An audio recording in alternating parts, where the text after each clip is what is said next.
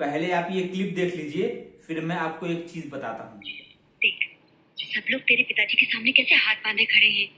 वो जो काले कोट वाला है ना, वो वकील है। वो जो सफारी में है, वो तहसीलदार है। बाकी सब भी पढ़े लिखे हैं। पढ़ लिख कर आदमी सिर्फ नौकर बन सकता है बेटे। मुझे नौकर नहीं बनना है माँ, मैं मालिक बनूंगा। आपने ये क्लिप देख लिया। अब मैं आपको एक चीज बताता हूँ। इस क्लिप में एक माँ अपने बच्चे को बता रही है कि पढ़ लिख के सिर्फ नौकर बन सकते हो। ये क्लिप बहुत पुरानी मूवी का है और ये आज भी वैलिड है। ये 100% ट्रू है कि पढ़ लिख के आप सिर्फ नौकर बन सकते हैं। इसको प्रूफ करने के लिए मैं आपको एक एग्जाम्पल देता हूँ।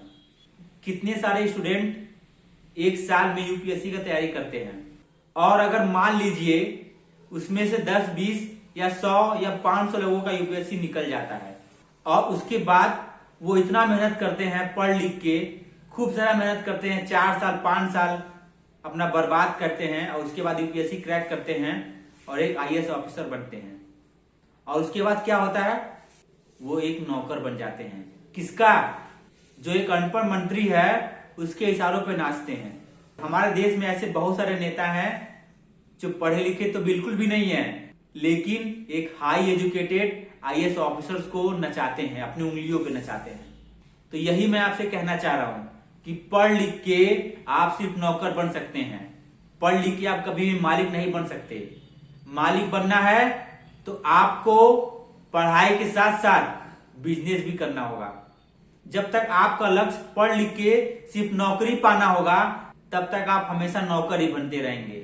पढ़िए, पढ़ाई जीवन में बहुत जरूरी है, लेकिन उस पढ़ाई का यूज अपने आप को डेवलप करने के लिए करिए, न कि दूसरे को डेवलप करने के लिए। अगर आप खूब सारा मेहनत करके पढ़ाई कर लिए, आपने बीटेक कर लिया, आपने एमबीए कर लिया, आप यूपीएससी भी निकाल लिए, सब कुछ कर लिए, लेकिन उसके बाद भी आपको किसी के अंडर काम करना होगा और वो एक नौकरी है जहां पे आप नौकर बन के रह जाएंगे। लेकिन पढ़ाई का ये उद्देश्य रखिए कि आपको आगे चल के बिजनेसमैन बनना है, लोगों को नौकरी पे रखना है, न कि आप खुद नौकर बन जाएं। नौकर बनना आसान है, मालिक बनना बहुत कठिन है। इसीलिए लोग आसानी की तरफ भागते हैं। जो चीज आसान होती है लोग वही करना चाहते हैं। भेड़ की तरह लोग आजकल सिर्फ नौकरी के पीछे भाग रहे हैं कि मुझे 30,000 या फिर 50,000 रुपए महीने की नौकरी मिल जाए और मैं उसी में खुश हूं। जिस दिन आप ये सोच के पढ़ाई करेंगे, आप कभी भी मालिक नहीं बन सकते।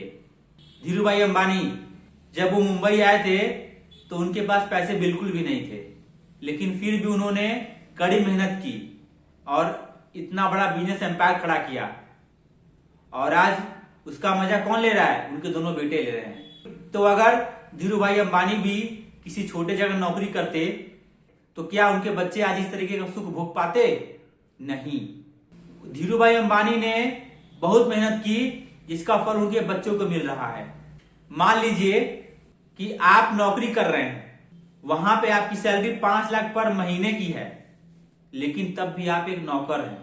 जब आपका बच्चा आपकी उम्र में होगा, जब वो कॉलेज पास आउट हो जाएगा, तो अगर आप बिजनेस नहीं किए रहेंगे, उसके लिए एक अच्छा बैकग्राउंड नहीं बनाए रहेंगे, तो उसको भी दर दर की ठोकरें खानी पड़ेंगी और उसको भी एक नौकरी ढूंढनी पड़ेगी। अगर वहीं आप एक बिजनेस किए रहते तो आपके बेटे को दर दर की ठोकरें खानी नहीं पड़ती। उसको वहां से शुरुआत करना पड़ता जहां से आपने छोड़ा है, न कि जीरो से शुरुआत करना पड़ता। समझ रहे हैं? मेरा कहने का मतलब यही है कि पढ़ाई बहुत जरूरी है, लेकिन उस पढ़ाई का यूज करिए, न कि उसका यूज नौकर बनने में कीजिए। जब तक हमारे देश के लोगों का नौकर बनना उद्देश्य रहेगा, तब तक हम कभी डेवलप नहीं हो पाएंगे। आज अमेरिका क्यों इतना आगे है? क्योंकि वहां पे लोग सेल्फ मेड इंसान हैं, मतलब खुद के पैरों पे खड़े हैं। वहां पे लगभग 70-80% लोग खुद का बिजनेस करते हैं और हमारे जैसे देश के लोगों को अपने यहाँ बुला के नौकरी करवाते हैं, नौकर बनाते हैं। और हम लोग बहुत खुशी से बोलते हैं कि अरे हम अमेरिका में रहते हैं, लेकिन अमेरिका में जाके क्या कर रहे हैं? तो मेरा कहने का मतलब यही है कि पढ़ाई करिए, पढ़ाई बहुत जरूरी है। पढ़ाई नहीं छोड़ना है आपको, किसी भी कीमत पे पढ़ाई करना है, लेकिन उसका उद्देश्य नौकरी पाना मत रखिए, उसका उद्देश्य मालिक बनना रखिए, तभी आप जीवन में सक्सेस हो पाएंगे। अगर आपको वीडियो से कुछ भी इंफॉर्मेशन मिला है या फिर वीडियो आपको पसंद आया है तो वीडियो को लाइक करिएगा और कमेंट करिए, हम आपके हर एक कमेंट का रिप्लाई जरूर करेंगे।